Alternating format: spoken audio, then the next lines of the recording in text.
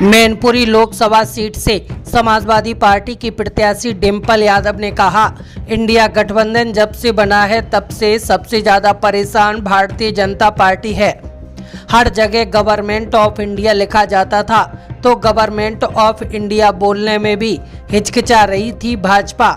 India गठबंधन मजबूती के साथ चुनाव लड़ रहा है और लोगों का समर्थन भी भरपूर मिल रहा है।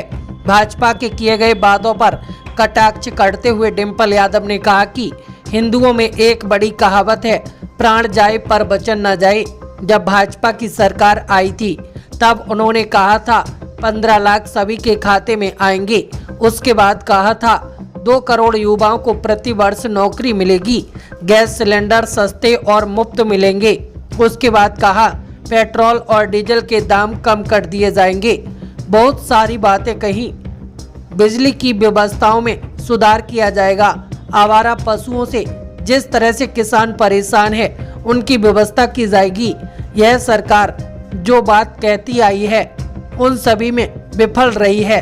मुझे पूरा भरोसा है लोगों का प्यार आशीर्वाद समाजवादी पार्टी को मिलेगा।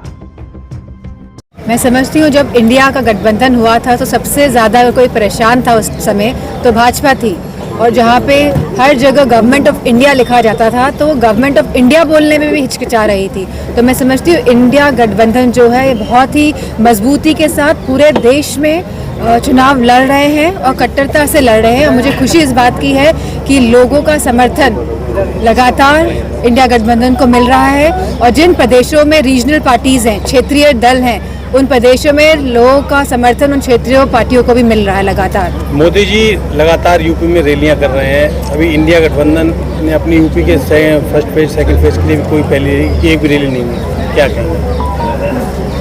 हिंदुइज्म में बहुत बड़ी कहावत है कि प्राण जाए मगर वचन ना जाए, और जहां भाजपा की सरकार आई थी और उन्होंने कहा था कि सबसे पहले 14 लाख रुपए लोगों के अकाउंट में पहुंचेंगे, बात यहां से शुरू करते हैं। उसके बाद कहा था कि 2 करोड़ लोगों की नौकरियां लगेंगी युवाओं की हर प्रति वर्ष। उसके बाद कहा था कि गैस सिलेंडर जो है बहुत सस्ते और मुफ्त मिलेंगे।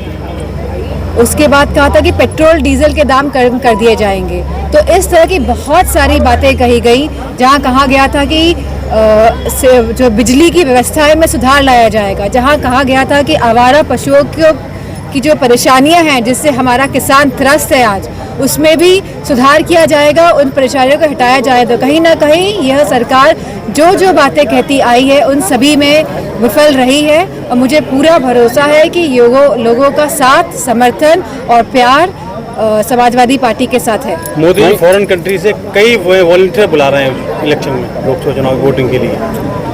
ये उनका वॉलंटियर फॉर विदेश से वॉलंटियर बुला रहे हैं, इंडियन प्रवासी भारतीयों को बुलाया जा रहा है इंडिया में, ताकि बीजेपी का प्रचार हो सके। ये उनका डर है। नहीं तो ये तो अच्छी बात है कि वो बुला रहे हैं, आना भी चाहिए।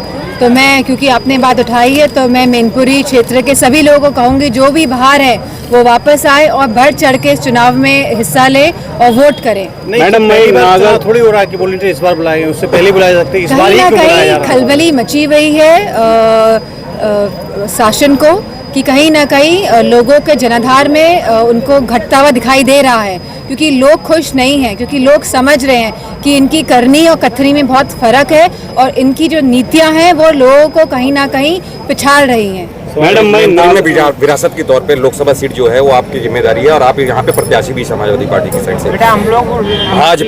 भाजपा यहाँ के कैबिनेट मंत्री जयवीर सिंह को मैदान में उतारने वाली है। मेरा सवाल ये है कि जिस तरह से आप लगातार आरोप लगाते रहे, पार्टी आरोप लगाती रही, इंस्टीट्यूशन का दुरुपयोग होता रहा है, इस बार भी अगर कैबिनेट मंत्री जो अभी सरकार में है कैबिनेट मंत्री वो प्रत्याशी हो रहे हैं, तो ऐसे में इंस्टीट्यूशन का दुरुपयोग होगा, आप किस तरह से लड़ेंगे चुनाव?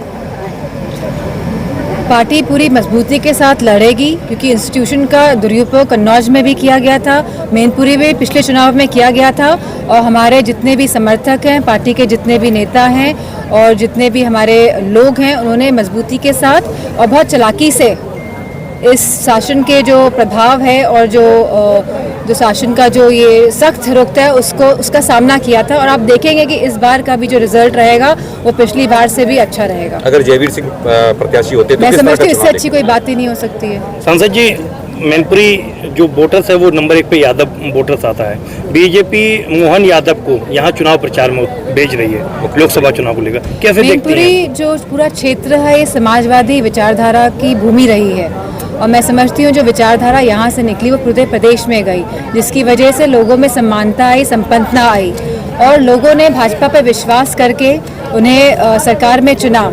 लेकिन जिन बातों के साथ चुना गया भाजपा को, उन सभी बातों में वो नाकामयाब कहीं ना कहीं साबित हुई है और लोग त्रस्त हैं, परेशान हैं और मैं समझती हूँ कि पूरा साथ समर्थन समाजवादियों को यहाँ की जनता का मिलेगा। चलिए ठीक है। Thank you.